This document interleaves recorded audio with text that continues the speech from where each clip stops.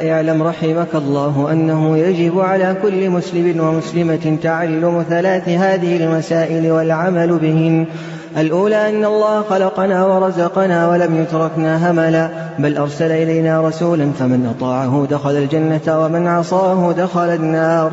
والدليل قوله تعالى: إنا أرسلنا إليكم رسولا شاهدا عليكم كما أرسلنا إلى فرعون رسولا، فعصى فرعون الرسول فأخذناه أخذا وبيلا.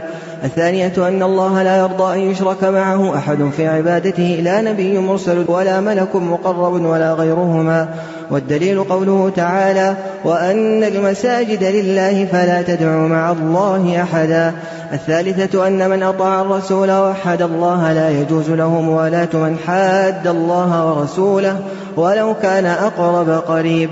والدليل قوله تعالى: لا تجد قوما يؤمنون بالله واليوم الآخر يوادون من حاد الله ورسوله ولو كانوا آباءهم أو أبناءهم أو إخوانهم أو عشيرتهم، أولئك كتب في قلوبهم الإيمان وأيدهم بروح منه ويدخلهم جنات تجري من تحتها الأنهار خالدين فيها، رضي الله عنهم ورضوا عنه، أولئك حزب الله، ألا إن حزب الله هم المفلحون.